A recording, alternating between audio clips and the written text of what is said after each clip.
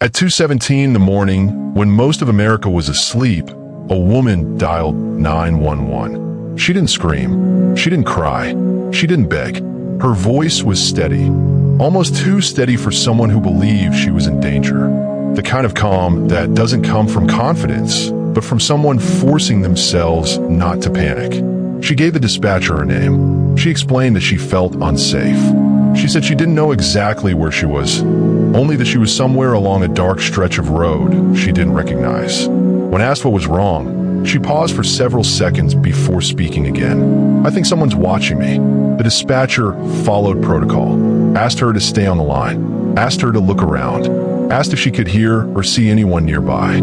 The woman tried to answer, but her voice lowered, as if she didn't want to be overheard. Then she stopped talking. The call remained connected. There was no scream, no sudden noise, just a faint sound of movement, barely noticeable, and then silence.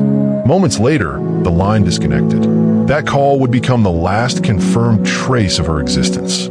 She has never been seen again. Before she became a missing person, she lived an ordinary life that left no hint she was about to vanish.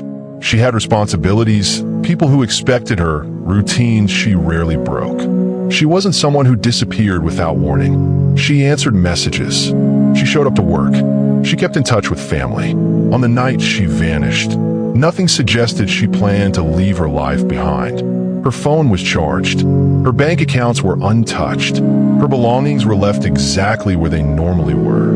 There was no note, no goodbye, no sign of preparation.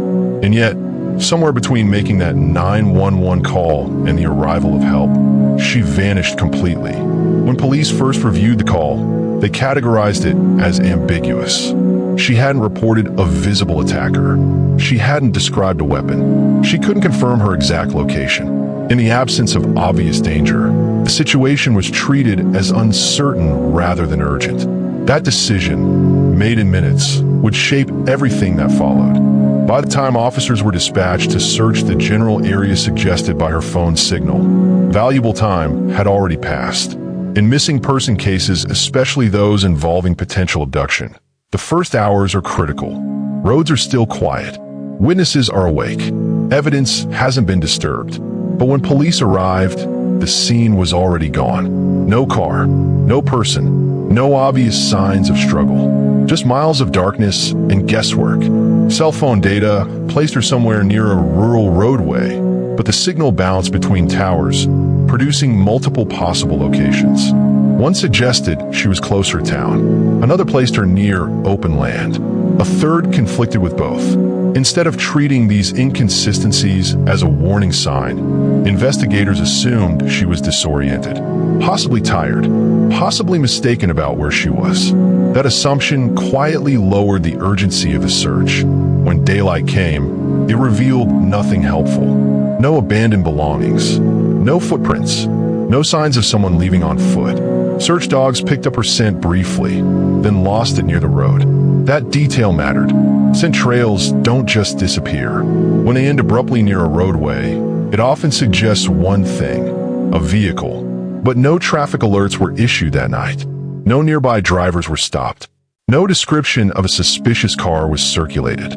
By the time investigators considered the possibility seriously, whatever vehicle may have been involved was long gone. Days later, analysts revisited the 911 recording. This time, they noticed something subtle that hadn't stood out before. Beneath the woman's voice, faint, almost masked, were sounds that didn't match the environment she described. Not wind, not static, footsteps, and possibly breathing that wasn't hers. The implication was chilling. She may not have been alone while she was still on the phone asking for help. As the investigation expanded, tips began to arrive.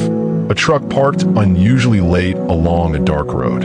A figure spotted standing near a field with no lights. A vehicle idling where no one normally stopped at that hour. Some tips were documented.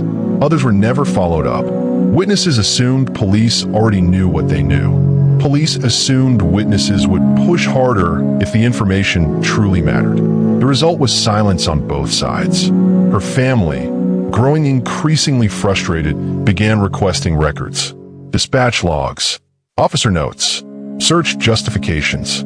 What they received was incomplete. Certain details were redacted. Timelines were vague.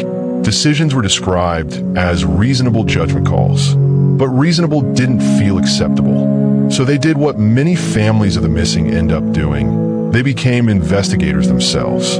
They reconstructed timelines, compared phone records, spoke to people police never contacted. They noticed contradictions that had never been addressed. Why was the search radius so limited? Why were nearby roads not immediately monitored? Why was the call downgraded despite her explicit fear? As outside experts reviewed the case, an unsettling pattern emerged.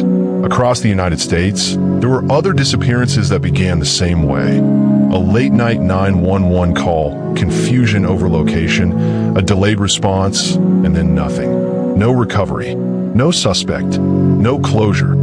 Officially, these cases were unrelated, but structurally, they were identical. Each exposed the same weakness. When a call doesn't fit neatly into protocol, hesitation replaces urgency, and hesitation costs time.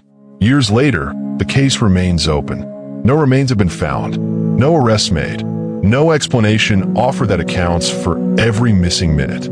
All that remains is a recording of a woman calmly asking for help, and a system that failed to move fast enough to save her. The most disturbing question isn't what happened to her after the call ended. It's what might have happened if help had arrived sooner. Because if a person can vanish after telling emergency services they're in danger and still never be found, then this isn't just one unsolved mystery. It's a warning, and the facts are still unanswered. And yet, her story did not completely disappear with her. Because after the noise faded and the search quieted, something changed. Her case became part of training discussions. Dispatch procedures were reviewed. Questions were asked, quietly at first, about how emergency calls are categorized when fear is present but details are unclear. Some departments began revising how they handle uncertainty, recognizing that confusion does not mean safety. In the years since, similar calls have been treated differently. Faster responses, wider search radiuses, less reliance on assumptions. Not everywhere, not always, but enough to matter. Her family continues to speak her name, not because they believe answers will suddenly appear, but because silence is what allows systems to repeat their mistakes. They don't frame her disappearance as a tragedy alone, but as a lesson written in human cost. And that may be the most important truth of this case. She did not vanish without leaving anything behind. She left behind evidence, not just on a recording, but in every policy questioned afterward. Every dispatcher trained to listen more closely. Every officer is reminded that uncertainty is not the absence of danger. Her voice, captured in those final moments, still carries forward, not as a mystery meant to entertain, but as a reminder meant to protect. Because the real measure of justice is not only solving cases, it is preventing the next one. And if her story leads even one call to be answered faster, one search to begin sooner, or one life to be saved, then her disappearance was not meaningless. It was a warning that arrived too late for her, but not too late for others. And that is where the story ends. Not with answers, but with responsibility.